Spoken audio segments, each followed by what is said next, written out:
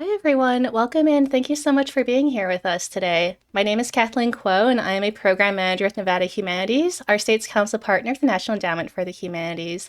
With Humanities at Play, our goal is to pair gameplay and other interactive activities with thoughtful discussions about the humanities and how they enrich our everyday lives. Throughout the end of 2024, Nevada Humanities is producing a series of Humanities at Play events that are part of United We Stand, Connecting Through Culture, which is a joint initiative of the National Endowment for the Humanities and the National Endowment for the Arts to leverage the arts and humanities to combat hate-motivated violence, deepen public understanding of, and contextualize community, state, and national history. So a couple quick notes before we get started. If you're a first-time Twitch user, welcome in. Thanks so much for being here with us today. As always, if you would like to chat with us and ask questions, you can make a free account, and that way you can type questions in if you have any for our guests today. And also, if you're already following us here on Twitch, if you click the follow button, you'll get our notifications whenever we're live. So today it's my pleasure to be joined by Meredith Oda from the University of Nevada, Reno. Meredith, how are you doing today? Hi, good. How are you? I'm Hello good. to everybody out there. Right, this invisible audience that we can't see. Yeah. um, yeah, I'm really excited to be streaming with you. I think this is sort of, I'm really excited because I think today's stream is really significant. We'll get into this more later, but I didn't know about the Day of Remembrance until actually I feel like just a couple of years ago. And so I'm really glad that in today's stream we get to explore that and share that knowledge with other people in our chat who might also not know about it. And I think it's really important to share that message. So super thrilled to do that. I'm going to read Meredith's bio and then just share a little bit more about the game today, which we're going to be playing. So, Meredith Oda is Associate Professor of History at the University of Nevada, Reno. Her research and teaching focuses on Asian American history, urban history, U.S. East Asian relations, the U.S. and the world, and the 20th century U.S. A graduate from UC Berkeley and the University of Chicago, her first book, The Gateway to the Pacific Japanese Americans and the Remaking of San Francisco, was a trans Pacific urban history of San Francisco. In addition to articles in scholarly journals, her writing has also been published in Nevada Humanities blogs, the San Francisco Chronicle, Time Magazine, and other popular outlets. She's received grants and fellowships from the National Endowment for the Humanities, the Huntington Library, the Center for East Asian Studies at the University of Chicago, and the University of Nevada, Reno. She's currently at work on a book about mobility and alienage in Japanese American World War II incarceration and resettlement. And I think, that's something that we can discuss, later on in our stream as well. So today, Meredith and I are going to play about an hour of a game called Prisoner in My Homeland together before we find a good time to stop, take a 5-minute break, and then reconvene for a one-on-one conversation and Q&A.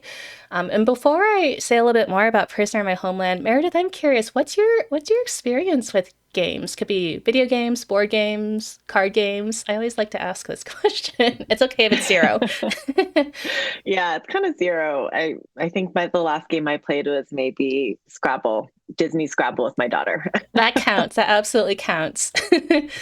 So, again, I think it's really fun. I think part of the point of this program too is to also showcase just a variety of games that are out there. And this is the first time that we're playing one that's really designed for a middle school audience. So, kind of cool to get into that. And yeah, in chat, Scrabble is absolutely a classic. So, no issues there. So, Prisoner in My Homeland was developed by Mission US, which is an award winning educational media project that immerses young people in transformational moments from US history. Each mission is the result of a collaboration among countless historians, researchers, artists, developers, designers, actors, producers, and more. And like I said, they're usually developed for use by middle schoolers in the classroom and beyond. And they share the perspectives of young people during the American Revolution, the Great Depression, the Civil Rights Movement, antebellum, etc. And today's game, of course, is all about Japanese internment during World War II, earlier in the 1900s.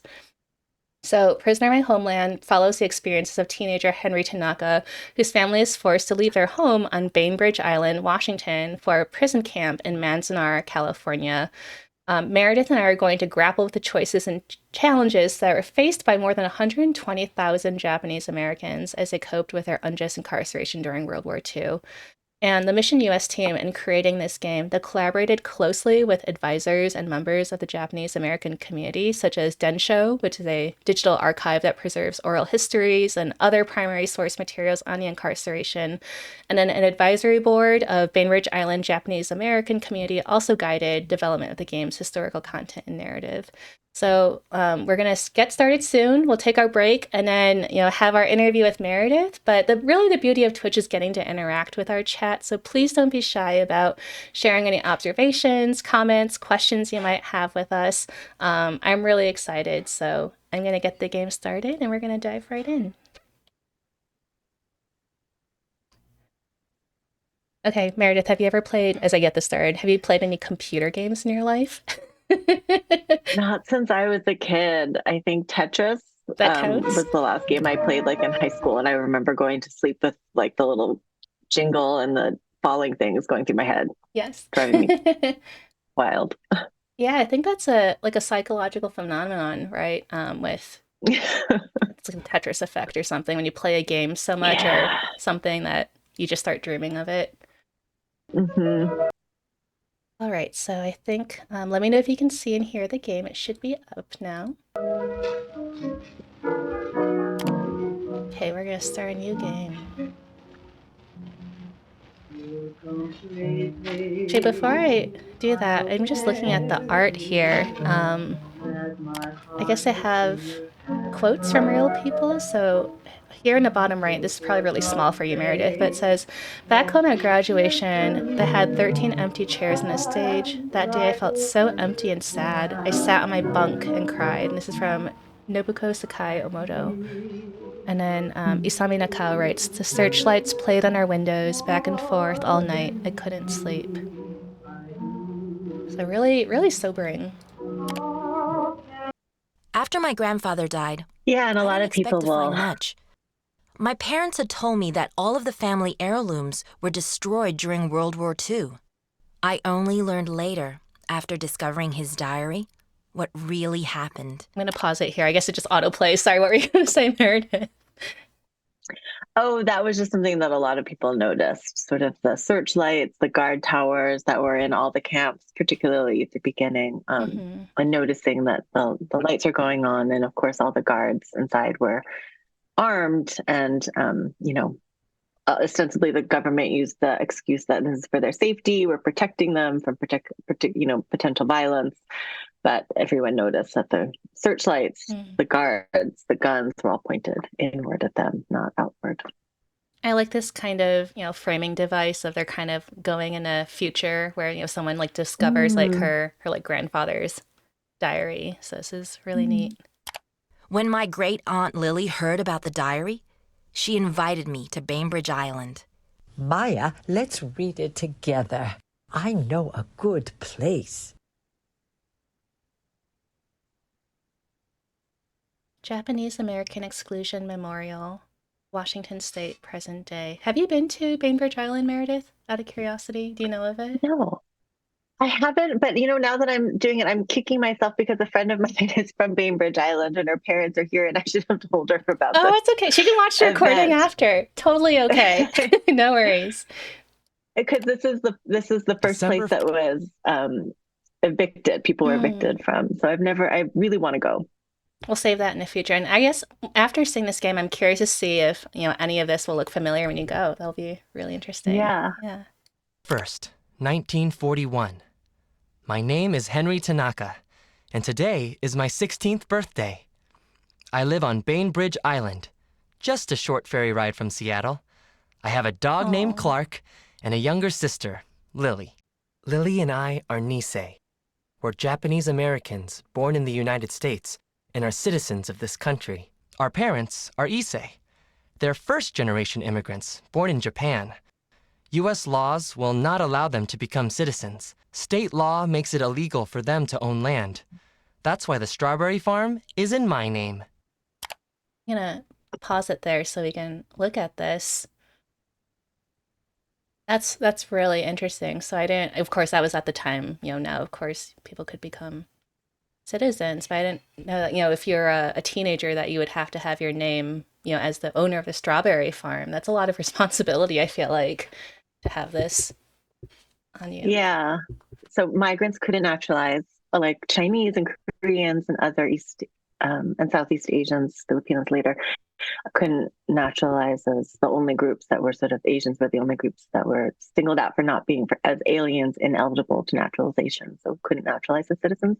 And some laws specifically targeted Asian farmers, particularly Japanese farmers, and liked to and to sort of get around the 14th Amendment, to get around sort of racially discriminatory laws, said that, you know, aliens ineligible to citizenship can't own land. And so this was fairly common to either lease or to have to buy land in your citizen, your American-born kid's name. Until that Dad loophole was jokes closed. that I'm It the was closed youngest later on in landowner in 1920. Tanaka history. My great-grandfather, Kinzo Tanaka, was the first to come to America, hoping for a I better love these life. real photos. My great-grandmother, Kyoko, came next as a picture bride, hoping for the same. But many Americans did not want Asian immigrants in this country.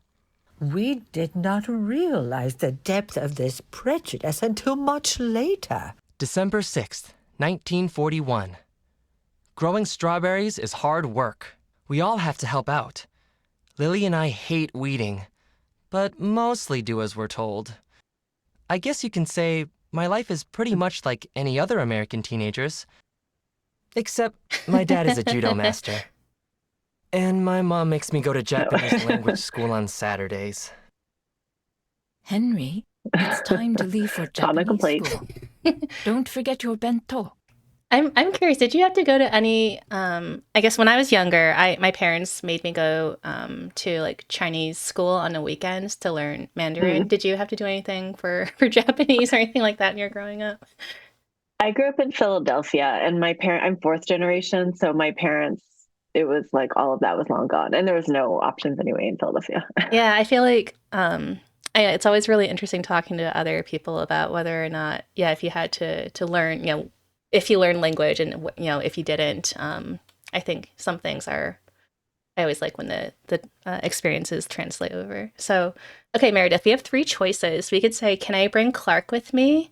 You said I could stop going to Japanese school once I turned 16, or what did you make me for lunch?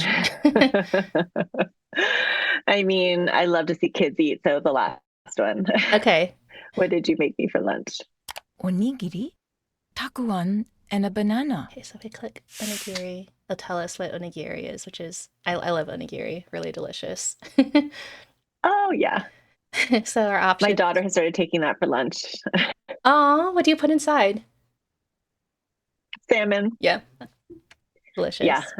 But I know, I love it too. So we can tell our mom, can you leave out the taco? It smells Oh. kind of funny. Or again, what about a bologna sandwich one of these days? Or my favorite, can I bring Clark with me? Well, they really seem to want us to take the dog, so let's go with the dog. Okay, so yeah, very cute dog. To Nihongo Gakko? I don't think Mrs. Otaki would like that. I can keep him outside, please. Or I could say about Nihongo Gakko, you said I could quit when I turned 16. Or his Japanese is better than Lily's. And then we'll practicing osawari to our dog. Which I think means sit. That's Aw, cute. yeah. Yeah, and I think for many people, like, there's always like, oh, I don't want to go. Other kids are playing. My parents had to go and they hated it. But of course now they regret it. They did go, but they didn't pay any attention. So they regret not learning language now. I always want to take like Rosetta Stone too. I kind of want to take our dog. Should we say we can keep him outside, please? Yeah. What if he started barking and disturbed class? Oh, You would no. shame He'd our be a good family. boy. Okay, so it looks like we have these other two options. Oh, okay. Well, let's see. He's been really wanting to quit too. So maybe quit when I turn 16. Your kanji are not very strong yet. Wonder if he'll be able You to. should continue your studies. I could say, No. you promise you can't go back on your word. Why do I need to learn how to write in Japanese anywhere? Okay, Gason, I'll think about it.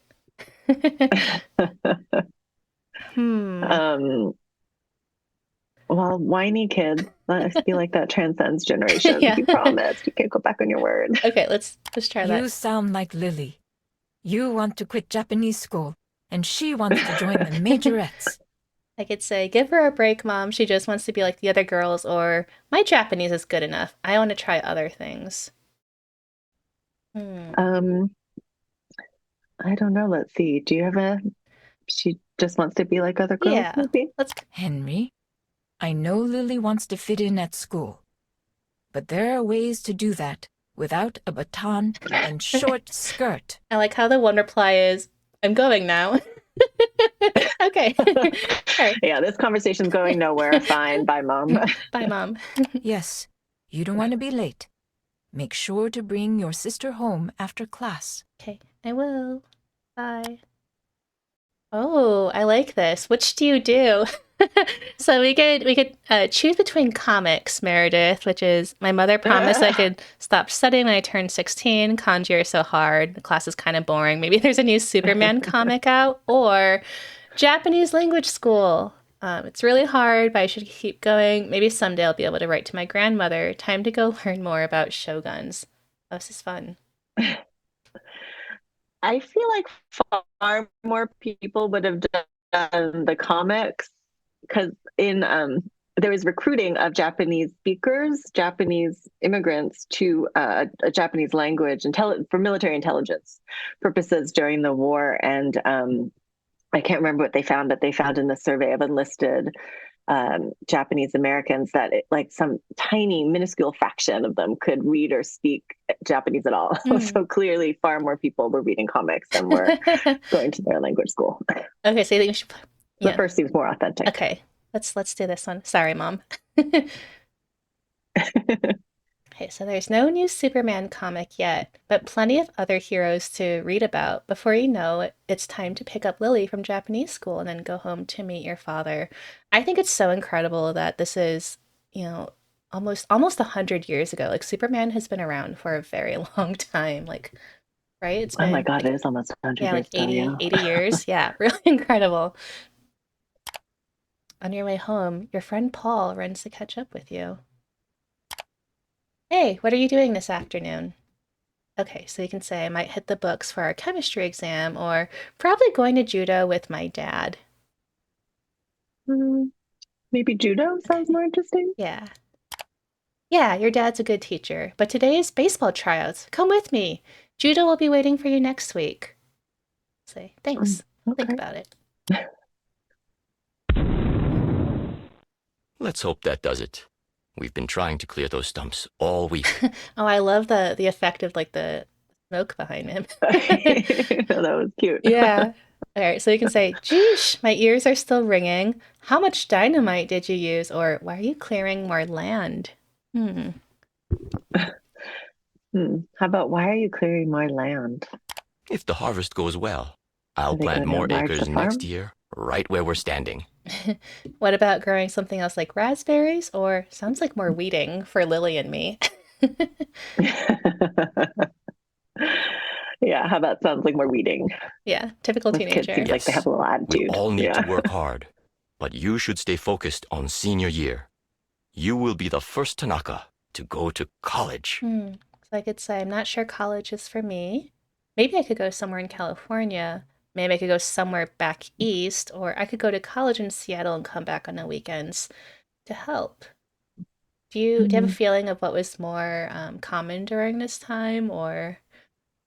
Well, rates of college were pretty low for everybody, including Asian Americans, but maybe going to college and coming back on the weekends, that seems fairly. Yeah, I'll take the ferry back. We will be proud wherever you go. So tell me, are you ready for judo? I could say, I think I'd better study. I have a big test next week. Would you be mad if I did baseball instead, or will you help me with my back throw? I kind of want him to help with our back throw. Okay, I want to let's study see from a what judo happens. master. Yeah.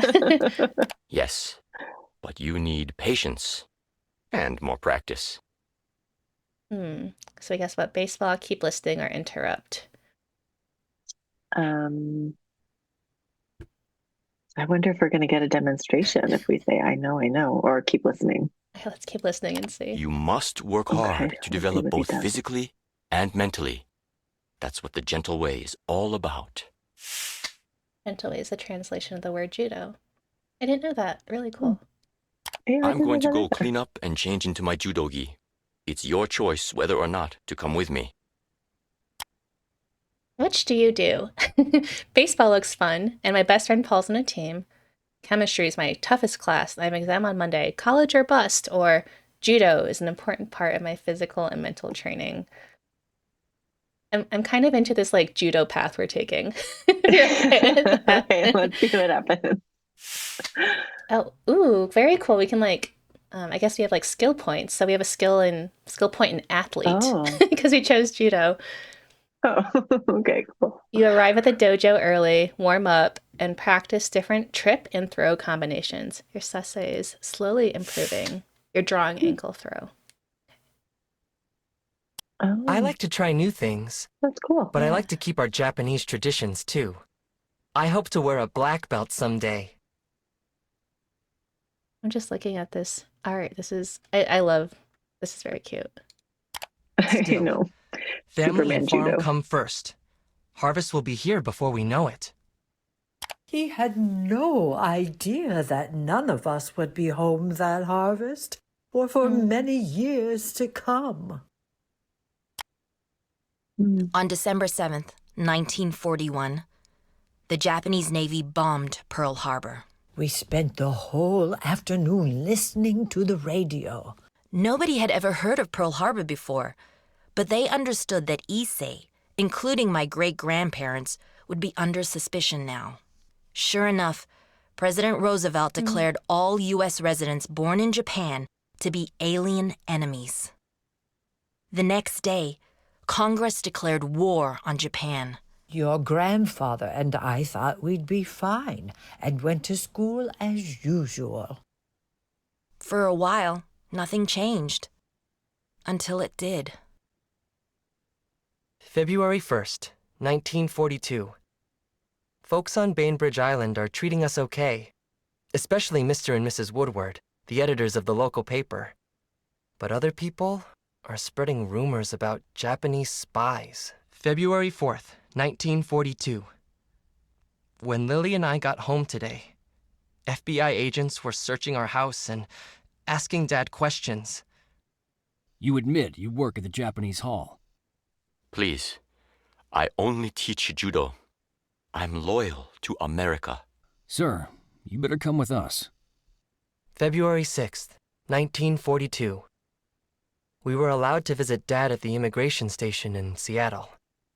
Lily cried when she saw him in a jail. I'm gonna pause it here in case you wanted to shed some insight on all of this. This is almost a year after he signed the proclamation, or is this the same? This is right before executive order. Yeah, this is right before, Yeah. and I was just counting, like 2 months after Pearl Harbor then? Wait, January, December, January, February. Yeah, 2 months after. So actually he was a little late. The FBI kind of, on the night of Pearl Harbor went and picked up, arrested hundreds of Japanese migrants, like his dad, particularly those who did jobs like that, were judo instructors, Buddhist priests, members or elite officials of the Japanese Association, like the local sort of kinship group. So maybe judo was a little lower down on the list, but this was not uncommon to have the Issei men, immigrant men, sort of picked up and arrested like this. Sometimes people didn't even know where they went or where they're held and didn't hear for weeks, or sometimes even months, where their fathers, husbands went. Yeah. I don't know about you, I'm already starting to feel like a little bit emotional, just, reading and watching and listening to all of this. I know, poor Lily. I'm fine. Please, don't cry, Lily-chan. When are you coming home? I don't know. February 7th, 1942. My mom says we need to burn everything we have that's Japanese. Even my Japanese language homework. How can you destroy all our family heirlooms? What about Dad's Also common. judo gi? It's too dangerous to keep them. The Department of Justice moved Dad to a camp for Issei in New Mexico. We still don't know why. Our family had gone from being ordinary Americans to being seen as the enemy. Franklin Roosevelt, the same president whose New Deal helped millions of Americans survive the Great Depression, now issued Executive Order 9066. I'm just going to pause it there. So this is the Day of Remembrance that I guess I could have asked you at the beginning of our stream to explain what that is, but this is, I mentioned that I didn't learn about this when I was growing up in schools. I don't even think I learned really about Japanese American incarceration, or if I did, it was like glossed over in like middle school or high school. So I'm just curious, share with us in a chat if you don't mind, like if you've heard about Japanese American incarceration before, during World War II or the Day of Remembrance. I'd be curious to know, if your schools taught it to you or if you learned about it, some other way. Yeah, this is really striking again, just, all these like photos that they're using. Mm-hmm. Yeah. And there's a little bit more time between the order and then when these instructions began to roll out. I think Bainbridge Island was the end of March or the beginning of March, April. I can't remember, but sometime I think in March, they were the first, maybe after Terminal Island, first or second to be incarcerated and then moved to Manzanar. I didn't learn about actually incarceration either until much later, maybe high school or something. Yeah. Well, this is why we're playing this game and chatting about it, so more people can learn about it. To forcibly remove Japanese Americans from the West Coast, the government decided to begin with Bainbridge Island because of the Navy bases nearby. Every family had 6 days to prepare for removal and could only take what they could carry. March 30th, 1942. They called today Evacuation Day. We have no idea when we'll be allowed home. At least Mr. Flores will manage the farm and harvest, and look after Clark. Some families aren't so lucky. At the ferry dock, many and of course we should note that's a euphemism what? To say evacuation as opposed to what it was, eviction. And so that the government used all sorts of evacuation, evacuees for Japanese Americans who are incarcerated, relocation centers, assembly centers. All these were kind of euphemisms for the concentration camps that they were. Right. Meredith, we had a couple comments in chat, so while we're paused here, I'm going to read them. So the first one is, I only first heard about this within the past couple of years. I never heard about it once in middle or high school. And then I had an amazing social studies teacher that made sure we talked about this in high school. That's amazing. Oh, he handled it with respect and put emphasis on everyone's hurt during that time. That's really amazing. Like I didn't learn about this at all. So that's very cool that you did, Silver. Thank you for sharing that. Thanks. And wish us well. Soldiers with bayonets told us to keep moving. Some tried to be nice and said we had to leave. For our own safety? Mom had told us to stay quiet, but it was hard. Okay, so we can say, I held my head high and said nothing. I asked them why they were throwing us off our farm, or I made a joke to Lily and promised myself I'd help us all get through this. I mean, he seems pretty spirited. Let's try I asked him why they were throwing us off the farm. Sorry, kid. Just following orders. You like to question authority. Yeah. The government forced 120,000 Japanese Americans to spend the war behind barbed wire. 2/3 of them were American citizens. None of them was ever found to have been disloyal. They called this policy internment, rather than what it was, the mass imprisonment of American citizens based on fear. Each person who was sent to the camps had their own story. This is my grandfather's. Okay, so I think we might be at the camp now. I think this is his father, his mother, and then Henry and his sister. So let's see where this takes us. I love these cranes too. I love that this little touch. Yeah.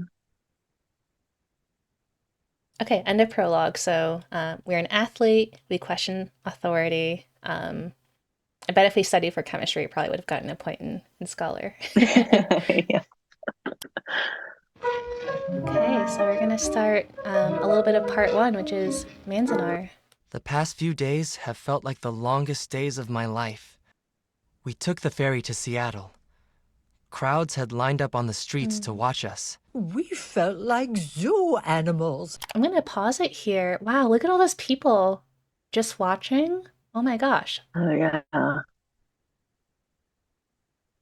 really horrifying and just Yeah. really real. Yeah. It is. They put us on The rickety pictures I'm old most trains. familiar with are in the Bay Area, and I don't remember seeing that, but it could just be there cropped out. Yeah.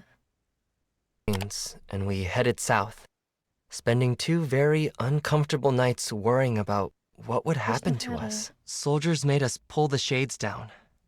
I'm not sure why. It was scary not to see where we were being taken. This morning, we transferred to a bus and drove through nothing but desert and mountains. Then, the bus stopped at a place called Manzanar, It looks like a prison. or a fortress for supervillains. I'm sure it's only temporary. A guard called our family number. You're in block 3. Fill your mattress with straw. Straw?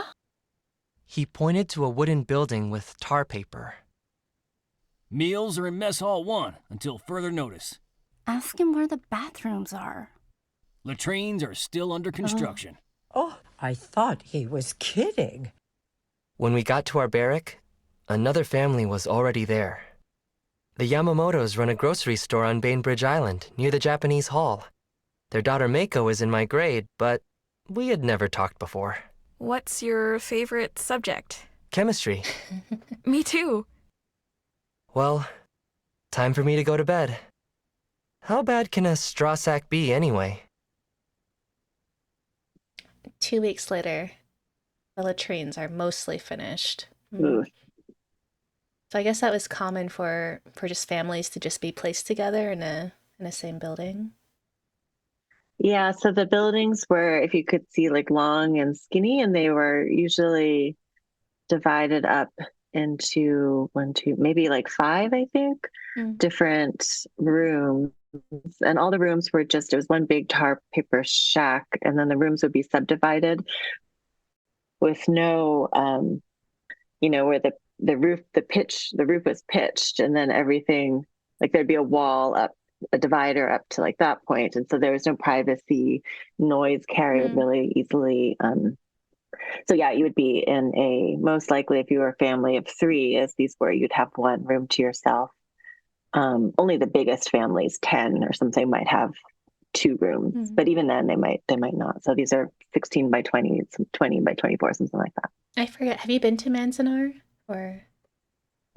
Yeah, and I wonder if anybody here has 2, because it's right on the way down to LA. If you're going down, it's at 395. We just stopped there. We were going to LA this past summer, and so we stopped there on the way down with my daughter, and it was, they did a fabulous interpretation site, but it's so bleak, and it's beautiful, but in the most bleak, it's like a desert with nothing around for miles. Yeah, it's definitely sobering. When I was in high school, I was in Germany. I remember we stopped at, I think it was Dachau, one of the concentration camps. And so kind of, paralleling what's happening. After breakfast at the mess hall, I sat outside to get some air. There's not too much to do, but at least I can catch up on my diary. I'm going out. We can say, where are you going? Or, okay, bye. Where are you going? Maybe we should at least check on her. Just for a walk. Okay, bye. Henry! Coming. Okay. It's our mom. Where is Lily? She's supposed to help me with the laundry. All right, so I can say, can I help you instead? Didn't you just do the laundry yesterday? Or she said she was going for a walk. Maybe we should be a good kid and help. Yeah. No, I Oh. need your help with these holes in the floor. They're as big as plums. The dust blows right through. Maybe we can cover up the holes with something. If you are resourceful, like Oto-san, I'm sure you will find something to do the job. So we could say, I could ask Mr. Yamamoto, isn't he our block manager now? Or then I'll start looking. Operation Cover the Holes. Here we go. So the blocks are divided up into small little communities, and so there was a sort of quasi-democratic system set in place. So there'd be block managers who'd help with stuff like this, but often there wasn't that much they could do. So maybe Operation Cover the Holes. Sometimes people use like flattened cans, but there's also holes in the walls and in the roofs. So yeah, holes everywhere. From everything I've heard, it was like an endless battle against the dust. Before you go, do you know where Lily went? You could say, I think she was headed toward Block 4. I don't know, but she can't go far, or she probably just went to the latrine. I think she just said she was going for a walk, right? She didn't really tell us where she was going. Yeah, so I don't know. She can't go far. She probably went to see Rose. They wasted this whole week throwing batons into the sky. You'd say, I'll see if I can find her there. It's kind of what majorettes do, or I wish I had something fun to do. A lot of kids did talk about being bored, so maybe I wish I had something fun to do. Enough, Henry. Shikata ga nai. Although they kind of hung out with each other. We must focus on what we can control. So this is Japanese for, it is best to accept things that cannot be helped. It is often symbolized by a weathered tree. All right, so we can tell our mom, yes, you're right. Do you need me to do anything else today? Please also go to the post office. Maybe there is a letter from Oto-san. You should go early before the line gets too long. So either I will, maybe my new comic came too, or do you think he'll be released soon? It's not fair. We're stuck in different camps. Yeah, I guess maybe the latter. It's not fair. We're stuck in different camps. Yeah. All letters were censored. But we can do something about this barrack. So I'll do my best. I will see you in our mess hall for lunch. Bye, Mom. Looks like we can... And people did amazing things with their barracks, too, over time. Yeah, this is just the details really neat. It really kind of helps to kind of envision this. So here's their stove. The army issued metal bunk with the bags filled with straw.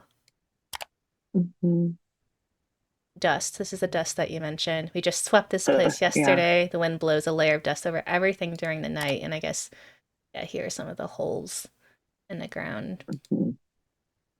Knot hole. The army used green wet wood to build these barracks. When it dried, the knot holes opened up and now sand blows through them every night.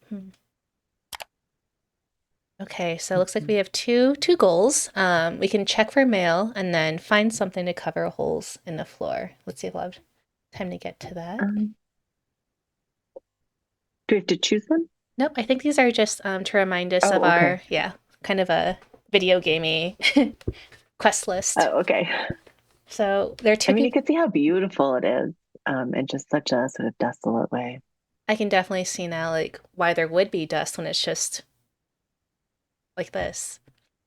Yeah, there's nothing to block the dust. All right, so Meredith, we have so many options. We could talk to, there are two people we could talk to. We could go up to Block 4, Block 9, or the post office. Do you have a preference? Well, maybe we should talk to one of those people. Okay, let's see who these people are. Hello, Henry. Can you believe all the dust that blew in overnight? We found a scorpion had gotten in this morning, too. Yeah. I know, we've had the dust, too, every night. Do you have any ideas for what we could do about it? Not yet, but if I figure something out, I'll let you know. I like Henry. He seems like just really kind. Yeah. Trying his best. Please do. Thank you. We could say my pleasure or of course, never fear. How about, of course, never Yeah, fear. the superhero guy. Let's see what this person says. Good morning, Henry. This desolate place makes me so depressed. I can ask, how is your farm back home? We've got to start planting a garden or something, or it looks like the moon compared to Bainbridge. Mm. Yeah, I mean, Bainbridge is like the South, the Pacific Northwest. Yeah. It looks so different. How about planting a garden? Yeah. Because a lot of people did that. Right, we ought to plant some greenery like in Bainbridge, and if we can't grow plants, we'll make a rock garden. Well, let me know if I can help. Mm. Sure will. Be seeing you. See you around. Okay. Block 4, Block 9, or the post office? Let's check out the post office. Okay, yeah, maybe we can check for mail there. There's a line at the post office. You notice Mako standing near the front. We could talk to her or get in line or go back to block 3, which would just take us right back. So maybe we should go talk to her. Maybe we can cut in line. Yeah, let's see what she has to say. Oh, hello. Hi, Mako. Can I wait with you? That wouldn't be very fair to the people who came before Okay, you. well, I guess so much for my line cutting idea. So yeah, I can say, you're right, I'll see you around, and just go to the back. If anyone minds, I'll move. Come on, I have a lot of things to do, or line isn't that long. Ooh, this is hard. I know. He seems like a good kid. Maybe we'll go to the back of the line. Okay. Fine. People did If talk anyone about sort of complains, I'll lines just being one tell of them the you're my brother. biggest memories that they had of the camps. Well, I guess it worked out. So I can say, thanks, what's that you're reading? Or thanks, I really okay. hope the post office has a letter from my dad. Well, let's see what she's reading. The Manzanar Free Press. It's the new camp newspaper. Newspaper. Maybe we could use this to cover the holes. Say thanks. Look at the paper. Good idea. So the Manzanar Free Press is a newspaper that was created by journalists incarcerated at Manzanar. Articles were subject to approval of the camp authorities. Okay. And then I know this is like very hard to read, but I'll just read it out loud. It says, first baby comes to Manzanar on April 18th, 1942. You can't leave camp for jobs, says Army.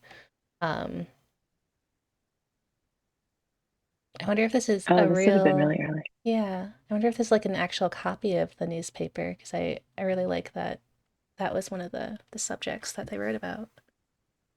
Yeah, they wrote about all sorts of things. And they were very, like, every camp had its own newspaper, and they're all, produced by the incarcerated. So I imagine that is, I can't remember seeing an early copy of the Free Press. A few articles catch your eye. We could read about baseball, read about a dance, read about church services, or read about an event called I Am an American Day. No comics. Yeah, I know. Some of the camps did end up with like cartoons or comics. I can't remember which one. Gila River had one. There's a couple others. Because there's artists and journalists and writers who were incarcerated, and so some of them worked on these newspapers, and so produced some pretty good things. Yeah. Manzanar. No, yeah. Let's read about a dance. Okay. Dance notice. Dances will be held this Saturday, tonight, from 7:30 to 10 p.m. at the community recreation centers, block buildings 1 to 15 and 6 to 15. Everyone welcome. And then this kind of explains what you said, how Manzanar was arranged like a military camp, and building 15 in each block was an open barrack used for meetings and events.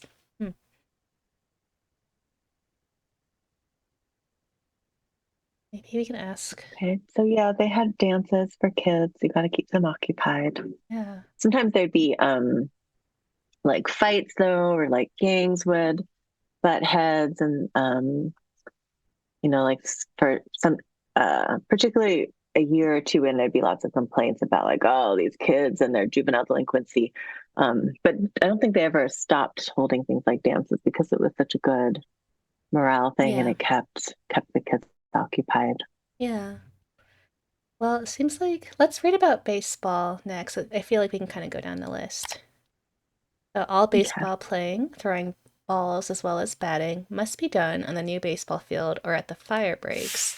All teams as well as individuals who want to play softball are requested to see Paul Uyemura at Block Building 215 by Tuesday, April 21st. Yeah, that seeing all these illustrations makes me wonder if these are like very, like Yeah. real newspapers that they scanned. Yeah. Yeah, they all had great illustrations, and then that sort of classic typewritten font. Mm-hmm. Um, they're kind of fun to go through because you can really get a sense of like all the stuff that was happening, dances, church services. They report on. I think Manzanar was one that opened like a tofu factory or maybe a soy sauce Mm-hmm. factory, and so it would report on things that were happening there and stuff like that. When people began to leave in larger numbers, there'd also be accounts of, so and so went to Chicago and this is what they say about it, or so and so went to Cleveland and this is what they say about it. Well, I can't Okay, imagine that's a doing nice irony. yeah. I'm an American Day. Yeah. Okay, so just looking through this, yeah, patriotic songs and speeches. Hmm. Well, Mm-hmm. we can always come back to this, I'm sure. So I'll say, done reading. Tell her, hey, there's a dance coming up. Why are they having I'm an American Day? Say, do you think I could keep this? Maybe I can cover up some of the holes in our bag with it. Or thanks, by the way, have you seen Lily? I think. Well, he's a bit of, oh, No, go ahead. let's say, why are they having an I am an American Day? As we were asking I about think the the camp farm director being wants to taken keep away. up morale. Okay, so this, yeah, it's kind of what you were going along or saying earlier, kind of, yeah, keeping up morale is really important. Um, I could say, you know what would really help with my morale? Don't know where that's taking us, or so they lock us up here and then we're supposed to have good morale. Kind of want to see where the first one takes us. You know what would really Yeah. help? What? Letting us out. Oh, okay, so yeah, knowing when we'll be able to leave this place, being able to sleep on a real mattress, comics, or judo, but only if my dad were here to do it with me. Oh. Maybe knowing when we'll be able to leave this place. Yeah, I think we just have to survive. Since this was all completely indefinite, It's kind of no like one had being in any the idea. army, but Yeah. without getting to fight. I'd say, I hope I get the chance to fight. We might as well make the best of it, or write Shikata Gunai. Oh, to the last one. Look, okay. The line's finally moving. Shikata Gunai. It was go. the kind of, it's often associated with. Yeah. Oh, I guess we're going in. That was quick. Mako gets her mail and waves goodbye. You reach the front of the line. You'd say that was quite a line, or give the clerk the name of everyone in your family, which I guess we should probably do. So I'll pick that option, the second one. Okay. He comes back with some mail. Hey kid, for the future, make sure people write your block and barrack number on your address. We earned a badge, a community builder badge. We could say, yes, sir. Any news from outside the camp? But nobody told us our block and barrack number until we got here. Or, yes, sir. How about any news from outside camp? Does he have any word on what's going on outside?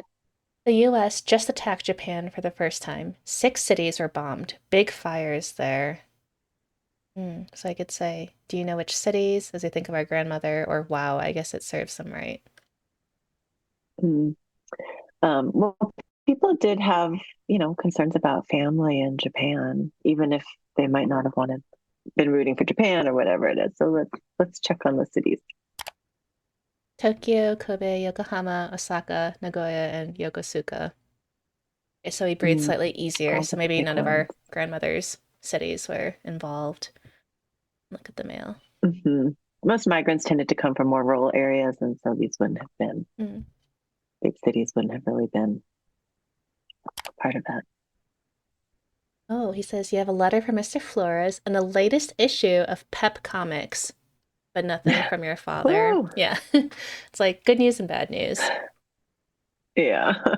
So we could I leaf through quickly or go back.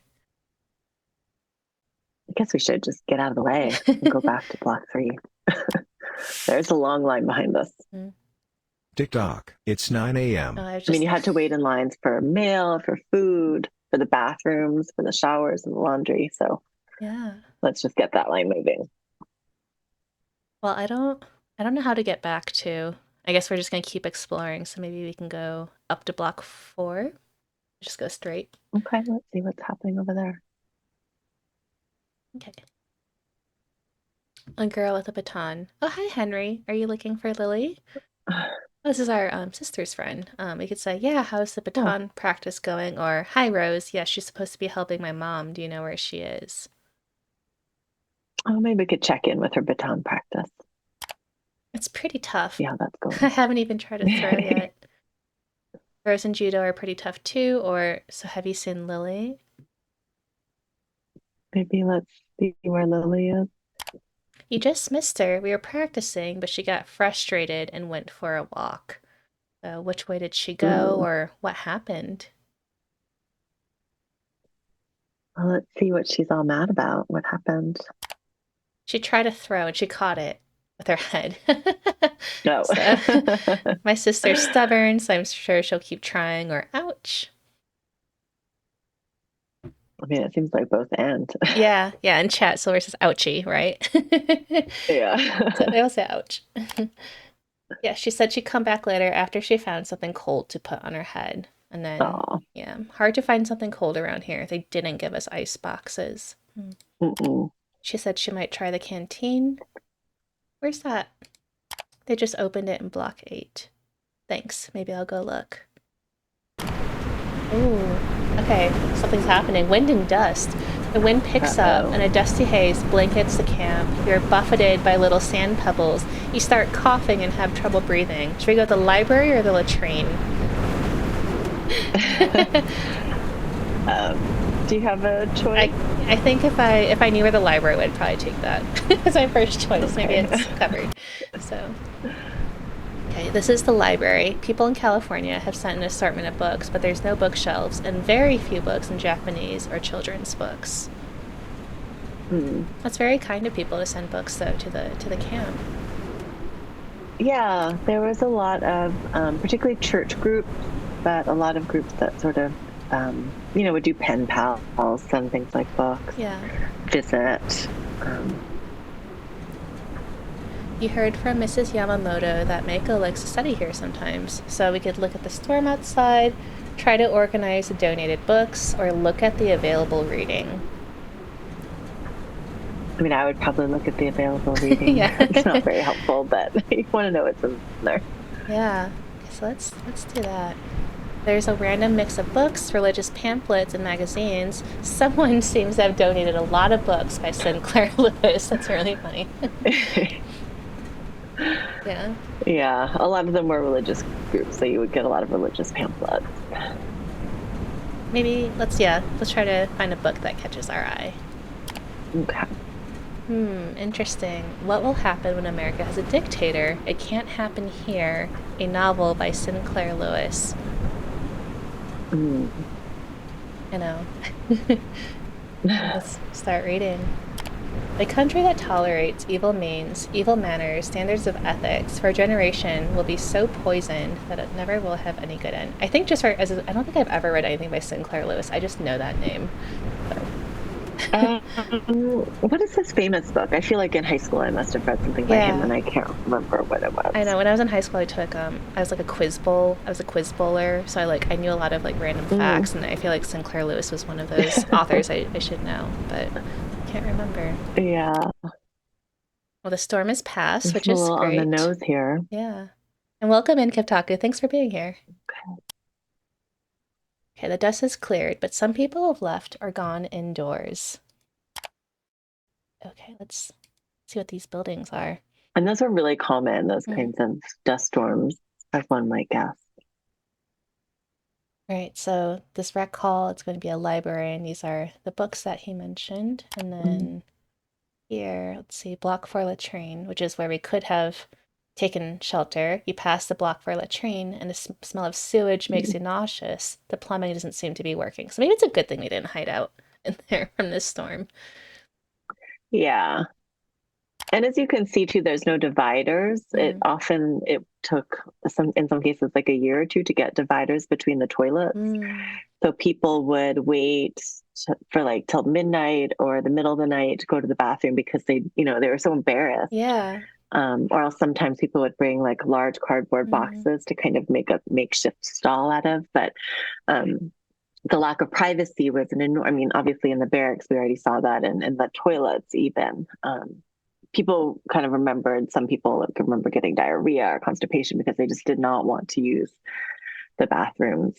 Yeah. And the unfortunate confluence of events was that, particularly in the beginning when cooks were still figuring out how to cook at like high altitude, or new cooks are coming in with a lot of inexperience, or just like the food was rotten and not properly sort of held or stored, there was a lot of like sort of diarrhea or upset stomachs, vomiting and stuff, and they were stuck in these bathrooms. And occasionally the plumbing would get backed up, or they'd have to dig holes, and all this is very unpleasant, but just sort of the little small humiliations that a lot of people remember, because it sort of added up to the way in which they were completely just sort of demonized. And yeah, I mean, thank you for pointing. I think this is like a very real and very human need. And I think, just seeing this photo, like you said, just really brings it to life, just how little space is in between each of them. So yeah, definitely. Yeah. That's something almost everybody commented on, because it was so, just one of those tiny daily humiliations that you have to deal with. The camp is still under construction. There are piles of construction materials around the blocks. We could leave, or we could look for materials that could be useful for covering holes, which I guess is our last thing on our list. So maybe we could try that. Yeah. Okay, let's see what we find out. You find some stray nails lying around the construction site, but nothing else useful. So you could leave them or take them. I think you take them just in case. Yeah. You can find other things and people did. It was quite common. There's like a lot of pilfering of that kind of building materials, even if you get in trouble for it, because people had used the extra wood to make furniture, to cover holes, just to make the little things that they didn't have.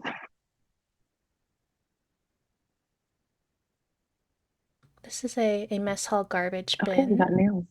Inside are some empty cans mixed with what looks like last night's table scraps. And you said, I think you called this, right? You said people would flatten cans, right, to put against the holes. So maybe we could try that. I'll say look for something that could be useful for covering holes. Oh, you pick through. The garbage is soggy and has a strong odor, but you don't see anything useful. So maybe not. We'll go somewhere else. Oh, okay. Yeah. All those cans. I know. All right, so I think we have enough time where we can probably make a circle of the camp and come back home to our mother before we take our break and go to the next section of our stream. Let's see who this is. Hello. Oh yeah, look, he's Seems like the wind's died down.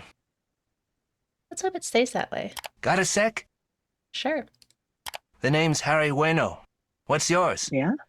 I'm Henry Tanaka. Where are you from? I'm from a neighborhood in Los Angeles.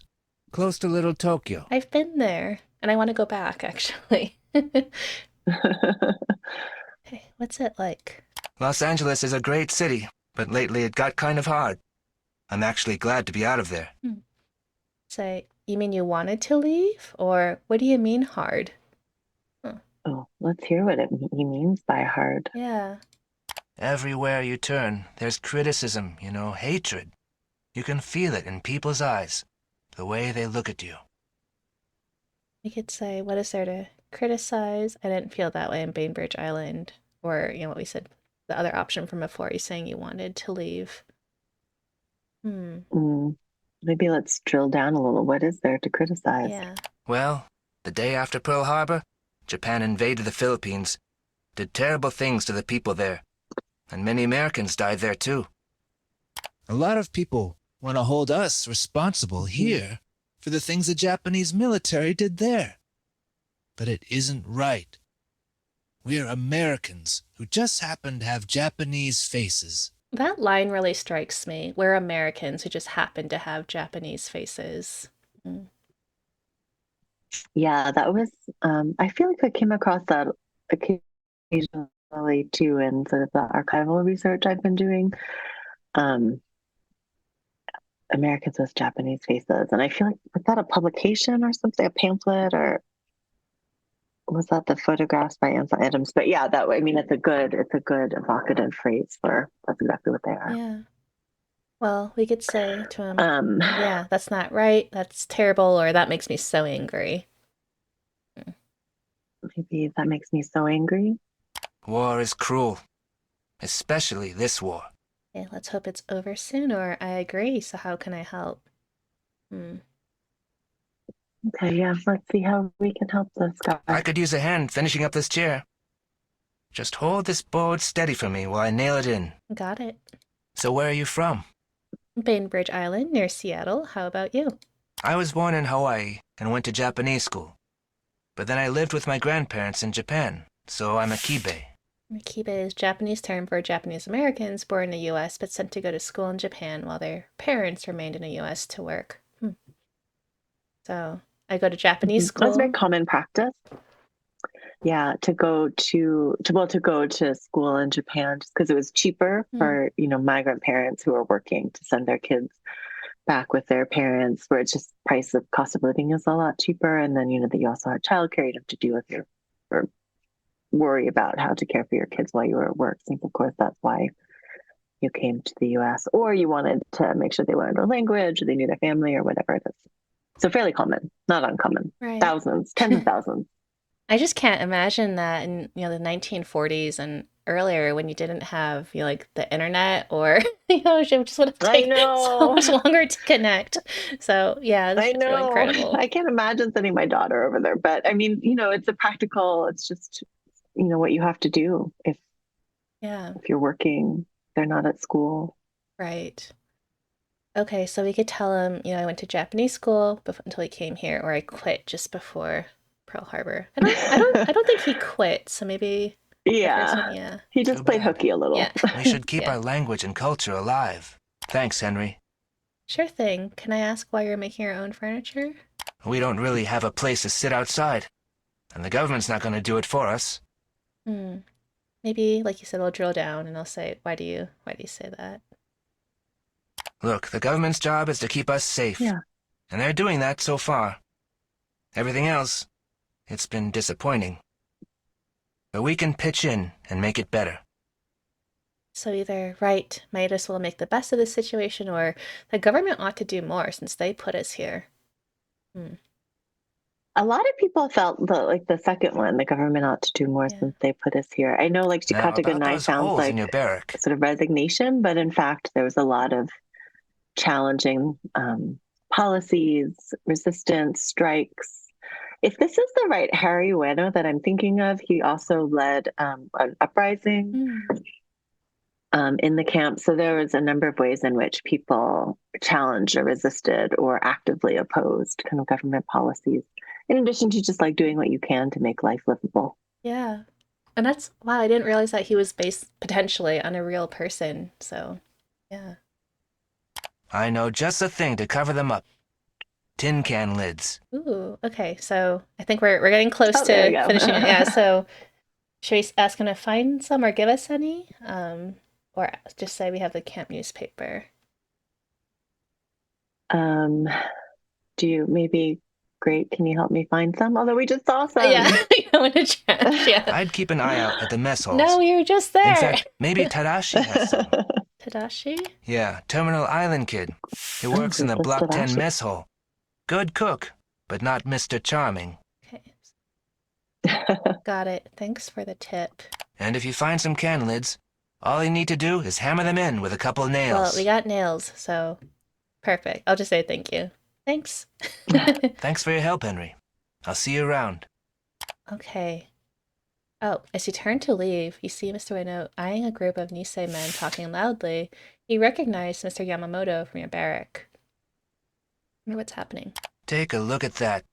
Those JACL fellows think they run the place. And JACL stands for Japanese American Citizens League, which is a political organization that advocated for the interests of Nisei. Oh, yeah. So this must be the Harry winner. That was a big point of tension. I guess we'll learn about this, but that was one of the sort of points of tension or conflict within camps of people who were seen as being too, not supportive of, too like stool pigeons or sort of not spies, but, sort of too close to camp administration. And the JACL was sort of targeted for that. And so Harry Weno and some others sort of were angry at the JACL for seeing, like, the JACL after Pearl Harbor was one of the first to kind of snap into action and give this, send a telegram to the president saying, we are Americans, we will do anything to help. They cooperated with the whole eviction process. They cooperated, they helped, they sort of negotiated with community organizations. So for them, of course, their idea was the stereotype of Japanese Americans is that they're foreign, they're dangerous. So the JCL was saying, no, we're American.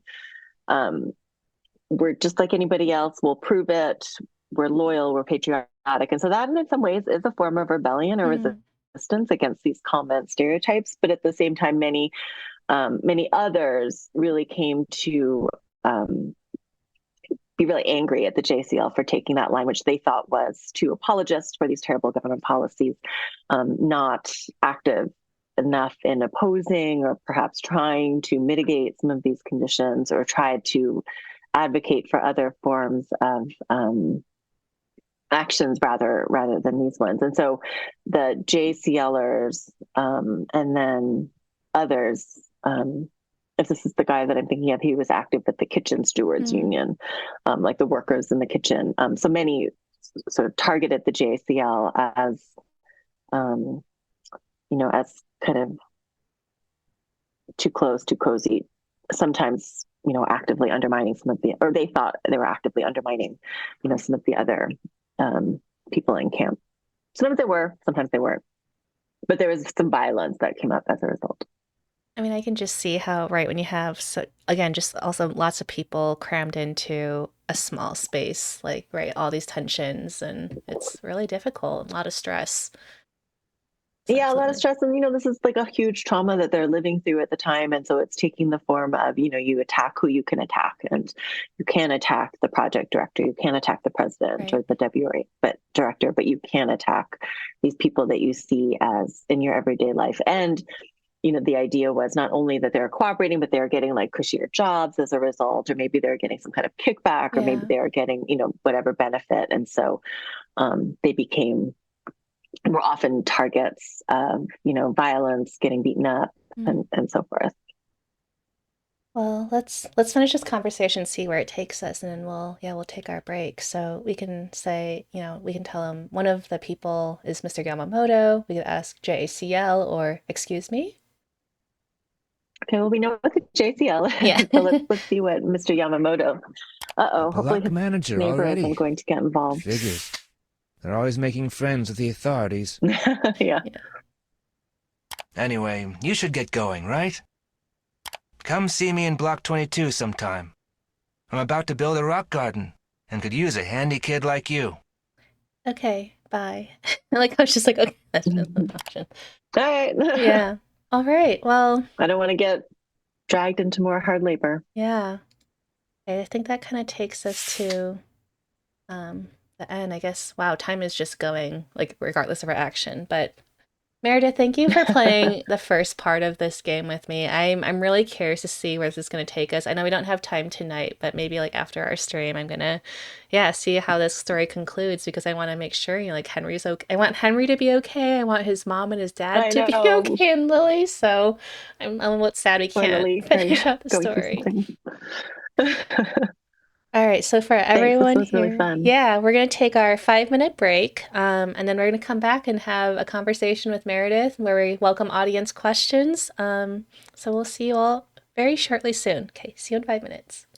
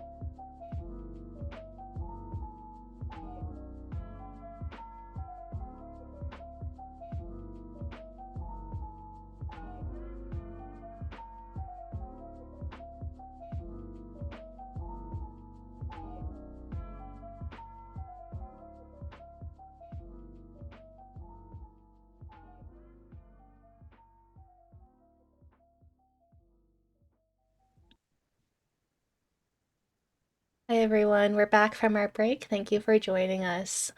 Meredith, I'm wondering, what are your thoughts on the game that we just played, Prisoner in My Homeland?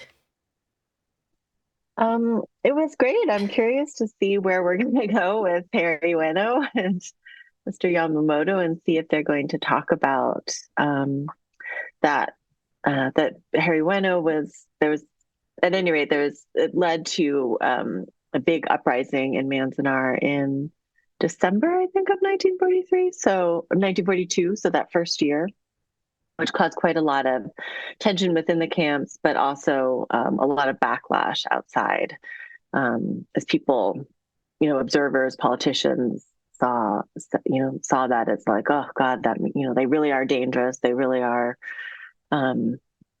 just this disloyal people. So there was, I wonder how that would be handled. But it had a lot of kind of historical accuracy, and I liked how we could see it from this kid's point of view. Yeah, I was wondering, right, because you're a historian, so just I feel like this game, of course, is designed to be an educational game, but I just felt like it's very immersive, with all the photos, with all of the, it just felt like it wasn't just, sometimes there are games that are educational, but they could take either like a more indirect approach or it's, maybe the graphics make it seem just a little bit more removed. And this one, because it was like real people, real photos, I felt like, yeah, I really felt for, just what was happening, like more so than just knowing, okay, this is a day of remembrance and reading about what happened, like just really being placed into Henry's shoes really made me feel for and really, I think, understand that just a little bit better. Mm-hmm, mm-hmm. So I guess, this is again the interview portion of our stream where we always invite people to ask from the audience if they have, any questions for Meredith, about her work, her research. You're welcome to share that into our chat. But I guess I'll get us going by, kind of asking our favorite like origin story question, kind of thinking, all the way back to Superman. But with you, Meredith, I'm just wondering, have you always been interested in history? Like, did you know that you wanted to be a historian when you were younger? Like, what kind of like set you on this path, and especially with, Japanese American history and U.S. history? I always liked history. So I grew up in Philadelphia, in suburban Philadelphia. So, our field trips, we went to Independence Hall, we went to the Liberty Bell, we went to Gettysburg. And so we went to Colonial Williamsburg, which is kind of like, if anyone has been, it's like the like cosplay colonial Virginia town, I guess. And I loved all of that. And actually, I was telling my students, like, what I really loved was the clothes. That's kind of what got me into it. I just loved like the dresses and, the bonnets and all that. So, so I just really liked history. I thought it was just really interesting, and I liked that it was so different from from my life now. But I didn't know that I wanted to do history. Like, I liked reading about history, but I didn't know I wanted to do history until maybe college. And then I went to Berkeley, and we had, and that was the first time I saw Asian American history, or I like encountered Asian American history. And there was classes in Asian American history. Berkeley is one of the second university to have an ethnic studies department. And so it has this really good, strong Asian American, like sort of heritage, I don't know, like a department, a tradition of sort of ethnic studies. So I got really into it there. And that was when I realized, like, I not only liked reading about it, but I really liked doing history. I liked doing the research. I liked doing the reading. I liked doing the writing. So that was kind of when I realized I didn't just like reading about it, but I actually wanted to do it, to write it. I had questions and I wanted to find out answers. Mm-hmm. And that's kind of what history is. Right. And that set you on the path, and you went to U Chicago for graduate school, right? Mm-hmm, mm-hmm. And then I questioned all my decisions in graduate school. But power through. And I wrote my dissertation on San Francisco, and then I got a job here. Mm-hmm. Did you know that you wanted to like specifically write about Japanese American history at that time, or like, any other history? Like, what kind of, made you decide on your topic and, as opposed to anything else? Yeah, I think I think I did really like doing Japanese American history or Asian American history, just because it was kind of the first, like, so I just went to suburban public schools. I didn't really learn about, like, by high school, I think we learned maybe like a sentence or two about the incarceration camp. I don't think like Chinese migration or exclusion or anything like that was covered. So when I got to Berkeley and I could actually realize like, oh, we were a part of history and like we shaped history in the US and the diaspora kind of globally. That's when I realized I really thought I just, people like learning about themselves. And it was kind of another way to just see myself in history and to like make sure that I could write history that that could add, I guess, to that conversation. So so it was kind of doing history came along with knowing I really wanted to do Asian American history. So I got my project though in after college. So one of the good things about the ethnic studies program at Berkeley is that it's very rooted in sort of community action and community engagement and like working in local communities. And so I had an internship while I was in college with this historical society in Japantown in San Francisco. And so while I was there, if anyone has been, it's like a mall now, right? Like there's the Japan Center Mall, and then there's like this pedestrian mall. So it's basically, like you could go there, and that's not really the best Japanese food in the city, but you can get, ramen or sushi or whatever and buy little knickknacks. And but while I was there, I was working there. I'd go in there every day, and what I knew from college was that it was, just a Japanese ghetto for decades and decades. And so and that's not obviously not what it is now. It's a big tourist area now. So I just was wondering how we got from this ghetto to this mall. And that was what my dissertation and then my first book became sort of an investigation of, started out as just this kind of urban history of Japantown, but then it became, I couldn't really understand what was going on in this neighborhood without understanding the politics of the city and the city's relationship with Japan and so forth. So it kind of just spiraled outwards from a couple blocks to like the Pacific Ocean. I'm always just really impressed by the work that historians do. And I've said this before, although they said, this isn't true. I always thought I was really bad at history. Like when I was in school, it was just, for me, it was like, oh, I'm really bad at remembering like, all the, specific dates and it was less about the stories, I guess. So that's how it was taught in my high school. It's more about like just remember facts and not really get into the stories of people. And of course, as I got older, and especially now that I work for Nevada Humanities, it's really learning about people and communities. And I really I like learning more about history now, and I kind of wish I could go back in time and do it all over. But yeah, I'm always just I know. I think so many people think about history that way, and it's so sad. And I mean, I know teachers, like you have to teach to whatever standard or whatever assessment is being thrown at you in any particular year. But it is a shame that that was like why it took until college before I realized that I really wanted to do history, because I didn't realize it was something you could do until then. Like I just thought it was like you memorize some dates and some names and some facts, and that was it. And I was interested enough in that to keep going, but it was only when I got to college when I realized like, oh no, it's about like having a question and trying to answer it, and like going into the archives and finding stories about people, and then using that to tell a larger story in answer to some question you have. I'm curious. So, what classes do you teach at UNR? Right now, I'm just teaching this introduction to history. It's a new class, but it's really fun because it's just like sort of, this is what the discipline of history. I mean, it's kind of like our conversation right now. Like this is what the discipline of history is. It's not just facts. Yes, you might really like the Civil War or World War II, but it's about having questions and figuring out different ways to answer them, and looking at just looking at whatever random sources you can, and you can have any question. So actually one of the activities we just had in this class was, what can we learn about the Japanese American incarceration camps through hairstyles? So I gave them like pictures and a video. Like there's this guy who took home videos in the camps, and he's, as far as we know, he's the only guy who had a home camera. And he smuggled into camp. You weren't supposed to have it. And he took these home videos in the camps.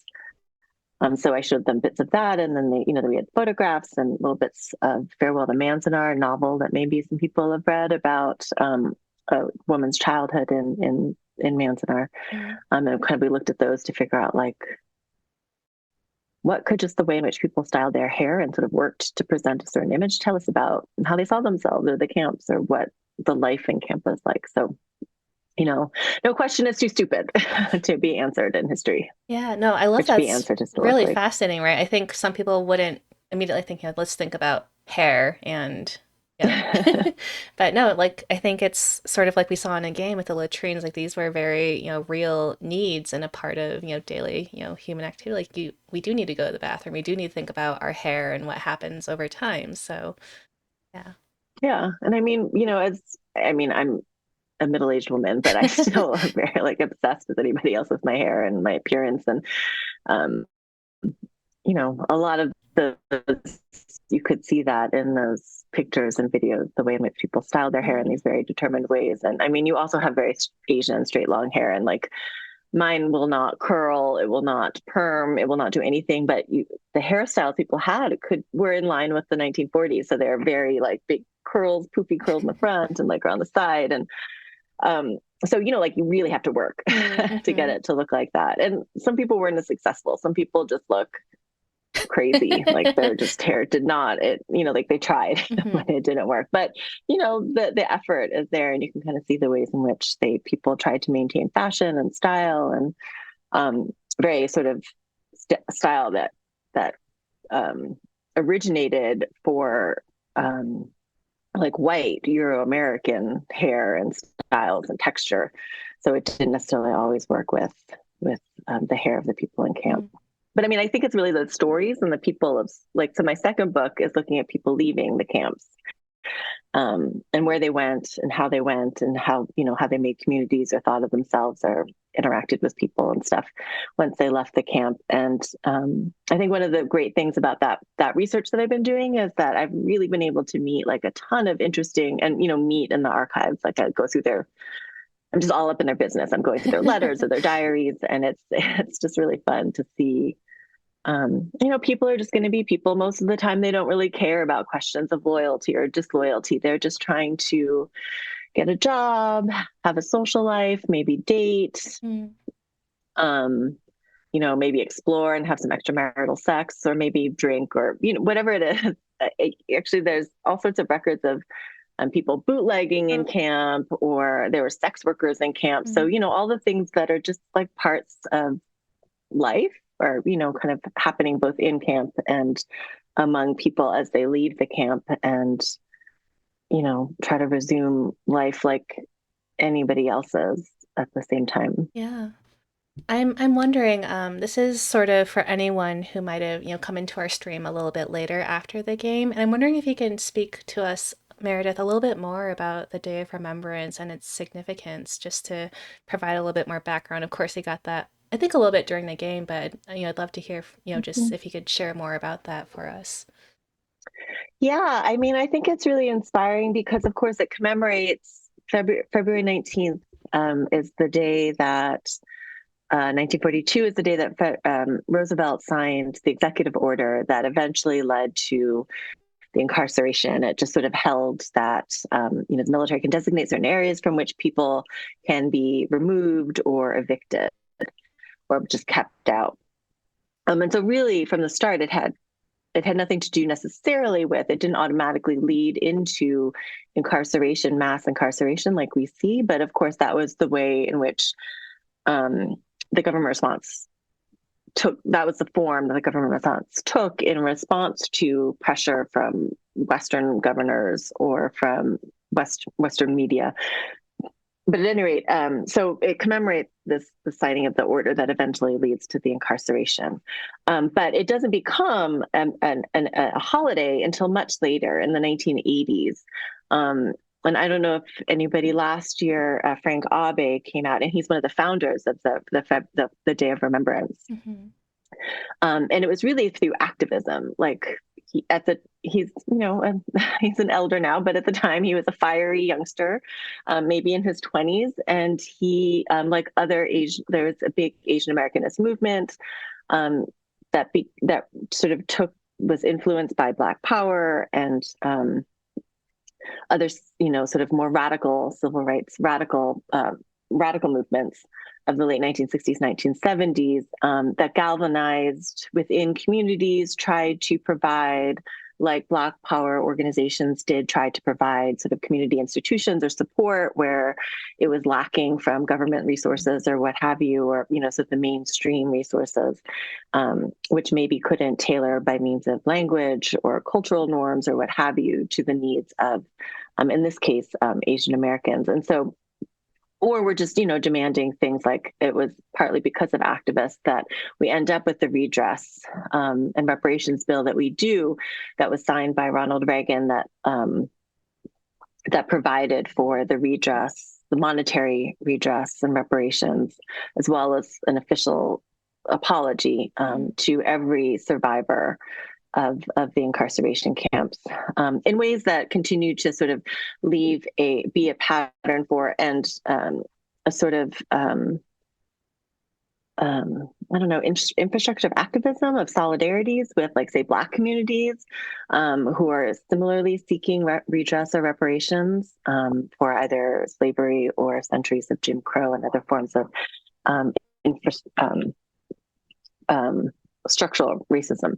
But at any rate, so that activism helped to lead to demands for redress, and as part of that sort of redress movement, activists really worked to make sure people knew about the incarceration, right? Like, just like many people had, noted already, a lot of people didn't know about incarceration, didn't know that it happened, didn't think it was that big of a deal if they knew about it, thought maybe it was military necessity and so had to have happened, right? And so activists like Abe and others kind of worked to make sure that the injustice of it was known, and so used tools like this commemorative day to kind of remind people of what happened, of the injustice of it, of the costs of it, and then also the ways in which the community cared for itself, cared for each other, and tried to kind of rebuild and get over what really effectively was, generations of